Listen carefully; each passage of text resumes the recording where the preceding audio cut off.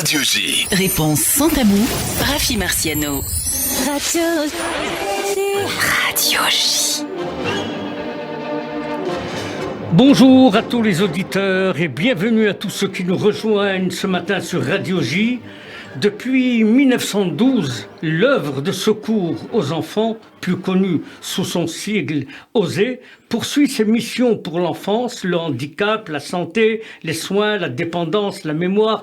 À tous les âges de la vie, l'OSER est présente, l'OSER soutient, l'OSER aide, l'OSER accompagne et l'OSER reconstruit. Jean-François Gutmann, bonjour. Bonjour Rafi. Alors vous êtes le président de cette incontournable institution sociale. J'aurais voulu qu'on commence par la fin. Nous sommes en pleine campagne IFI. Oui, vous avez toutes ces actions que vous menez et on va expliquer pourquoi l'OSER a besoin de votre IFI. Oui, alors merci beaucoup de m'inviter à commencer par la fin, puisque la fin c'est le 8 juin prochain, c'est la date limite pour ceux qui ont la chance de pouvoir payer l'IFI, donc ça veut dire qu'ils ont un patrimoine immobilier, et une des façons les plus agréables de s'acquitter de cette dette fiscale, c'est de faire un don, puisque le don est déductible à 75% de l'impôt, ce qui veut dire aussi que si on a 4 000 euros d'impôts à payer, et qu'on fait un don d'un peu plus de 4 000 euros, on peut quasiment éliminer l'impôt. Donc un don de 4 000 euros permet de déduire 3 000 euros d'impôts. Appréciable, et si on calcule bien, si on fait l'impôt qu'on doit payer multiplié par 1,33, on arrive à mettre 0 en bas de la feuille d'impôt. Voilà. Alors ça peut paraître très technique pour nos auditeurs, mais cette participation à travers l'IFI de beaucoup de personnes permet à l'OSER de poursuivre et de développer ses actions. Oui, absolument. Alors, l'OSER est une grosse association avec 750 salariés, un budget important.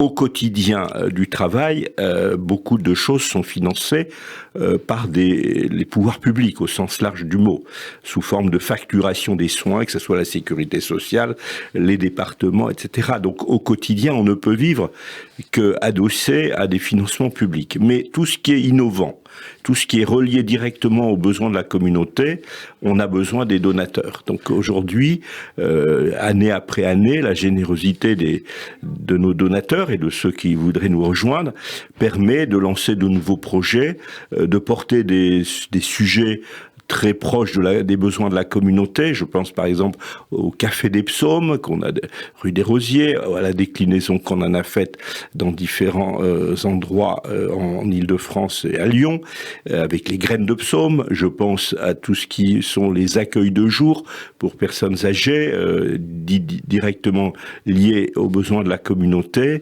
L'exemple le plus récent, on a réussi à organiser pour des personnes âgées habitant Sarcelles, un voyage à Tanger, je sais que c'est une destination qui vous est chère, Rafi, qui a permis à certaines personnes déjà en début de maladie d'Alzheimer de retrouver la trace de leur passé en liaison avec la communauté juive de Tanger. Voilà, toutes sortes de choses innovantes qu'on fait au quotidien et qu'on ne peut faire que grâce à la générosité de nos donateurs. Pour que ça soit clair dans l'esprit des auditeurs, Jean-François Gutmann, on va expliquer tout ce que l'OSER réalise, tout ce que l'OSER innove et ce qui justifie la campagne IFI de l'OSER. Alors donc, toujours, l'OSER, c'est les enfants, de même une mission historique pour l'OSER, c'est toujours 58% de son activité globale, l'enfance ? Oui, à peu près. Oui, c'est ça.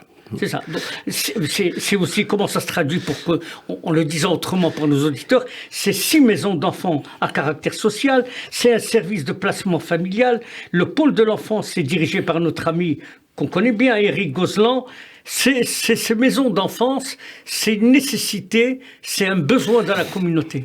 Alors, d'abord, c'est l'héritage, hélas, d'une période sombre qui était les enfants, ou glorieuses, qui ont été les enfants sauvés pendant la Shoah, qu'on a découvert orphelins et qui ont été portés jusqu'à l'âge adulte. Première phase de l'histoire de l'OSER en France. Deuxième phase, c'est l'accueil des familles qui ont, dans les années 62, se sont réfugiés en France et avec des familles souvent à difficulté, donc des maisons d'enfants pour porter ces enfants. Et puis plus récemment, l'inscription dans le paysage global de ce qu'on appelle la protection de l'enfance, donc des enfants en situation de dangerosité dans leur environnement, et qui sont confiés par décision judiciaire des juges pour enfants. Des juges s'adressent directement à l'OSE. Alors, des juges confient, sûrement c'est une décision de justice, de retirer la garde parentale ou de faire surveiller par un éducateur spécialisé une situation d'un enfant qui est jugé comme en situation préoccupante. Alors, ceci s'inscrit dans les lois de la République, donc c'est une activité ouverte, bien au-delà de la communauté, mais nous pensons que nous avons besoin de la poursuivre parce que, hélas, il y a aussi des situations issues des rangs de la communauté et il faut qu'on soit là ce jour-là. Alors, donc, il y a le pôle enfance, vous décrivez l'importance, la place et le rôle que l'OSE remplit, mais il y a aussi le handicap. Et ça, c'est une action méconnue du grand public. Le handicap, c'est-à-dire, depuis une vingtaine d'années, Jean-François Gutmann, l'OSE s'est progressivement engagé dans l'accompagnement et le soin aux personnes de situation de handicap. Comment alors se traduit sur le terrain? Alors, aujourd'hui, on a 4 structures d'accueil pour des personnes handicapées. Avec des niveaux de gravité du handicap différenciés. Et à chaque fois, au départ, ça a été la reprise ce qu'on appelait un centre d'aide par le travail, qui avait été fondé par une dame qui a fait ensuite son alia et qui nous a demandé de poursuivre son action. On a repris le CAT, c'est devenu un ESAT, il a triplé de taille, il est dans le 12e arrondissement et c'est un lieu qui permet à des personnes handicapées de pouvoir travailler sans être obligatoirement dans ce qu'on appelle le milieu ordinaire, c'est-à-dire une forme de travail adapté. Et une des façons aussi pour nos amis, c'est de solliciter cet établissement pour faire des prestations pour des entreprises, du conditionnement, du mailing, du travail informatique. Donc on a 65 personnes handicapées, quasiment toutes issues de la communauté, qui retrouvent une forme de dignité et d'indépendance par l'existence de cette structure. Nous avons une seconde structure qui est un accueil de jour pour des personnes dont la situation de gravité du handicap est plus lourde, donc ne peuvent plus travailler, mais elles sont prises en charge du matin au soir. Nous avons repris une structure très importante et très lourde, qui est un institut médico-éducatif pour enfants de 10 à 20 ans dont la situation de handicap est extrêmement lourde. Et ça a été créé par un rabbin qui, lui aussi, à un moment donné, n'arrivait plus à porter un projet de cette importance. Et nous avons repris l'IME Raphaël. Et il y a une quarantaine d'enfants dans un degré de handicap très lourd. Et puis, lorsqu'ils arrivent à l'âge de 20 ans, 21, 22 ans, la question se pose de la suite. Et donc, on a créé également ce qu'on appelle une MAS, une maison, une structure médicalisée adaptée, où des personnes handicapées sont accueillies pour une période beaucoup plus longue et sous forme un peu de colocation. C'est-à-dire après 20, 21 ans. Voilà, absolument. Et de pouvoir continuer à avoir une forme d'autonomie, notamment pour soulager les familles et les parents qui ont eu la malchance ou le malheur d'avoir un enfant handicapé profond, mais qui, de cette façon, permettent d'être soulagés. Alors donc, quand les auditeurs vous écoutent, Jean-François Gutmann, ils comprennent tout de suite. Quand vous parlez du handicap ou des enfants, toute cette réalisation, ils comprennent la finalité de l'IFI. Absolument. Alors, ce que je dis, tous ces dispositifs sont très onéreux et exigent d'être pris en charge par les pouvoirs publics. Et c'est vrai que c'est l'objet de la solidarité nationale. Pour autant, pour aller au-delà pour introduire la dimension communautaire juive, pour porter des projets nouveaux, nous avons besoin de nos donateurs à nos côtés, et c'est bien le sens de l'appel à l'IFI. Alors donc l'IFI, c'est-à-dire l'impôt que vous sollicitez de généreux donateurs, c'est également pour le département santé. C'est-à-dire que l'OSE aussi s'occupe, demeure un acteur incontournable du secteur médico-social. Alors comment fonctionnent les établissements aujourd'hui sous la responsabilité du docteur Marc Cohen ? Alors, le docteur Marc Cohen, qui est un homme exceptionnel, c'est-à-dire qu'il est connu dans la communauté depuis le Moyen-Âge. Oui, peut-être. En tout cas, il a porté, il aspire maintenant à prendre une retraite méritée. On essaye de négocier qu'il reste encore à nos côtés. Et comme il a un cœur gros comme ça et qu'il ne va pas abandonner, il est encore à nos côtés, mais on a organisé un peu sa succession. Donc aujourd'hui, c'est le docteur Aviva Mimoun qui a formellement pris la succession comme directrice médicale de l'ensemble de l'association. Marc reste à nos côtés, notamment sur la maison l'accueil de jour de Sarcelles qu'il a créé, auquel il est tenu. C'est son bébé. C'est son bébé. Et puis il est toujours à nos côtés. Donc le médical fait partie des gènes de l'association. À l'origine, il y a 110 ans, c'était des médecins russes à Saint-Pétersbourg, devant l'absence de réponse médicale à l'époque, avaient créé les premiers centres de soins. Et quand l'OSE s'est installé en France, c'est également ce qui a été ouvert en premier lieu. Aujourd'hui, tout le monde lit dans la presse que le paysage médical est très compliqué. Et il est aussi compliqué pour l'OSE. Il y a eu le numerus clausus, il y a eu de moins en moins de médecins. Beaucoup de nos amis médecins qui faisaient un peu de bénévolat chez nous sont partis à la retraite. Il y a eu le Covid, donc tout ça est d'une rare complexité en ce moment. Et c'est vrai que ça fait partie de nos soucis, pour dire les choses. Et on a besoin, là aussi, de nos donateurs pour arriver à reconstruire une réponse médicale appropriée aux besoins de la communauté. Alors la générosité des donateurs contribuant à travers l'IFI, c'est bien sûr, on a vu le handicap, la santé, mais c'est aussi, Jean-François Gutmann, la dépendance. C'est-à-dire l'OSE agit également dans la prise en charge de nos aînés. Et c'est-à-dire que parfois l'État ne parvient pas sans l'aide des fondations sociales dans ce domaine ? Oui, alors d'abord, nous avons été pionniers. Et Marc Dans Cohen, ce domaine ? Oui, Marc Cohen, donc, que vous citiez, avec certains de ses collègues, avait été un jour en Israël, il y a 25 ans, dans un colloque de travailleurs sociaux des différents pays du monde, et avait vu qu'en Israël, la réponse au grand âge était différente de la réponse en France. En France, c'était à l'époque la maison de retraite qu'on appelle maintenant un EHPAD, et on voit bien que c'est pas la solution la plus adaptée. Il y a des moments, elle est incontournable, mais c'est pas la plus adaptée. Chacun voudrait pouvoir vieillir chez soi. Et en Israël, on a vu se créer des accueils de jour. C'est-à-dire les gens viennent, restent chez eux, les personnes âgées restent chez elles la nuit, et dans la journée, elles sont prises en charge de 9h du matin à 17-18h. Et on s'est dit, pourquoi on ferait pas la même chose en France? Sauf qu'en France, le concept n'existait même pas tel.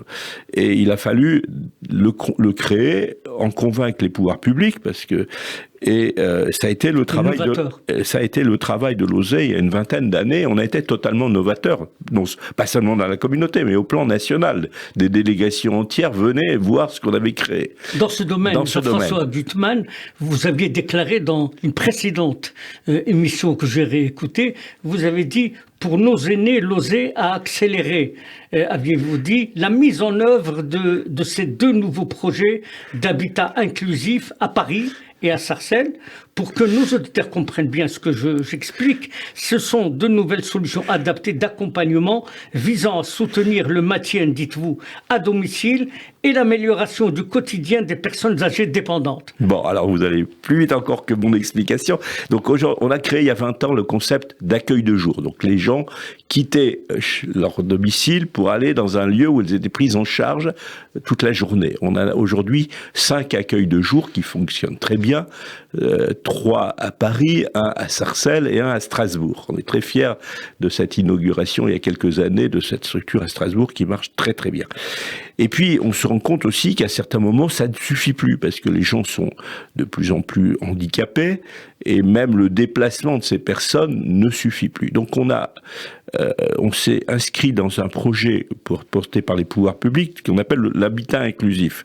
Qu'est-ce que c'est ? C'est de dire dans une zone relativement proche, les gens restent chez elles, mais on va faire quelques salles avec une animation dans la journée. Donc c'est le substitut de l'EHPAD. On voit, et la crise du Covid est passée par là, combien l'EHPAD est quelque chose de très fragile. On voit que les grands réseaux français qui s'étaient lancés dans cette aventure, y compris sur le plan capitalistique, sont confrontés à une réalité très dure. Et aujourd'hui, on est en train d'essayer d'inventer, et ça marche, un concept beaucoup plus souple, beaucoup plus adapté aux besoins. Et donc on vient de le créer. C'est des solutions qui répondent à un besoin dans la communauté. Parlons de la communauté. Absolument, tout à fait. Dans la communauté, vous avez beaucoup de demandes de personnes dépendantes qui veulent rester chez elles. Il y a beaucoup de demandes. La réponse n'est pas toujours connue. Donc aujourd'hui, vous m'invitez à parler pour appeler la générosité, mais je serais tenté aussi de dire à nos auditeurs, regardez peut-être que dans votre proche environnement, un parent, parfois hélas un conjoint, il y a une situation de douleur que vous ne pouvez plus porter tout seul. Et donc c'est à ça qu'on sert. Donc on sert à mettre en place des réponses. Vous réglez les dégâts collatéraux. Absolument, parce que on voit bien que notamment la maladie Alzheimer met la personne dans une certaine insouciance liée à sa situation. Par contre, les victimes les plus immédiates, c'est les collatéraux, les conjoints, les enfants qui voient un parent ou un conjoint perdre la mémoire, parfois même ne plus les reconnaître. C'est une douleur immense, et c'est à ça qu'on veut aussi s'attaquer, au sens où, enfin, en tout cas, aider. Et on a mis en place des groupes de parole, des groupes d'aidants pour échanger les bonnes pratiques. Voilà. Donc voilà tout le domaine dans lequel l'OSE s'est inscrit, et très souvent de façon pionnière. Voilà. Alors si on avait besoin d'un argument supplémentaire pour donner à l'IFI, à l'OSE, vous avez encore expliqué l'histoire de la dépendance. Alors, fidèle à son rôle, Jean-François Gutmann, d'innovation au service de l'action, l'OSE a contribué aux réflexions. C'est-à-dire, vous ne vous contentez pas de diriger une grande institution sociale, mais vous participez et vous apportez votre pierre à l'édifice concernant les réflexions nationales pour élaborer la nouvelle loi relative à la protection des enfants contre la violence faite aux enfants, adoptée par le Conseil de Paris. Et vous avez été moteur dans cette...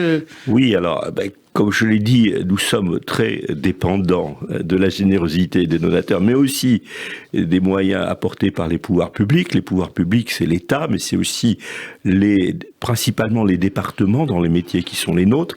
À Paris, c'est la ville de Paris qui exerce la compétence départementale, et c'est vrai que la relation qu'on a nouée depuis des décennies avec la ville de Paris, relation très positive. Et ça reste toujours une relation très privilégiée. Oui, bien sûr, et je pense notamment à Madame Versini, qui encore il y a quelques semaines qui est l'adjointe de Madame Hidalgo sur les questions sociales, a vanté les mérites de l'OSE. Donc elle le fait, son propos est encore plus de valeur que le mien, puisqu'elle voit passer toutes sortes d'associations pour toutes sortes de projets, et quand elle dit l'OSE sont les premiers de la classe, ou c'est à peu près ça, ça nous fait plaisir. Voilà. Mais c'est une reconnaissance incontournable. Absolument, mais nécessaire parce que les moyens des pouvoirs publics passent par là. Mais les moyens des pouvoirs publics se heurtent parfois à des critères de neutralité, de non-ingérence dans les sujets considérés comme religieux. Et donc il faut qu'on ait de la ressource propre pour porter la dimension religieuse de notre travail. Alors, je ne peux pas m'empêcher de penser aussi qu'un des points fondamentaux de l'action de l'OSE, mais les filles aussi interviennent ici, c'est la mémoire. L'OSE possède une histoire pour le patrimoine, la mémoire, c'est l'une de vos missions. L'histoire de l'OSE pendant la guerre à travers ces réseaux, je n'ai pas besoin de le rappeler, ces réseaux clandestins, les sauvetages d'enfants. Comment vous transmettez aujourd'hui cette riche et noble mission? C'est un sujet de tous les jours. Et Rafi, vous êtes aux premières loges de l'avoir vous-même pratiqué. Aujourd'hui, nous avons encore un grand nombre d'enfants qui ont été sauvés et qui sont encore à nos côtés. Hélas, avec l'âge, certains nous quittent. Je pense à Élie Buzyn qui, jusqu'au dernier jour, comme Molière sur la scène, était encore en train d'expliquer à des étudiants comment il a été sauvé et qui est tombé en descendant de la Seine. Voilà. Et donc aujourd'hui, la transmission est un sujet majeur. Moi-même, hier soir, j'ai vu une émission sur France 2, remarquable, un film remarquable qui n'est pas très connu et qui mériterait d'être encore plus diffusé dans les écoles. Mais l'avantage, c'est que c'est passé en première partie de soirée. Voilà, je l'avais pas vu. Je crois qu'il avait déjà été diffusé une première fois. Il dit avec ses images et ses mots ce qu'a été le travail de l'OSE pendant la guerre. Voilà. Donc on arrive à la période où il y aura plus de témoins directs et la vraie question qui interpelle toutes les associations juives est comment transmettre ce message au-delà de la transmission directe. Alors Jean-François Gutmann, vous êtes le président de l'OSE et pour les 2 minutes qui nous restent, quel message souhaiteriez-vous transmettre aux futurs donateurs de l'IFI? Le message simple, c'est que beaucoup connaissent l'OSE, ceux qui nous aident sont ceux qui ont connu l'OSE eux-mêmes ou familialement.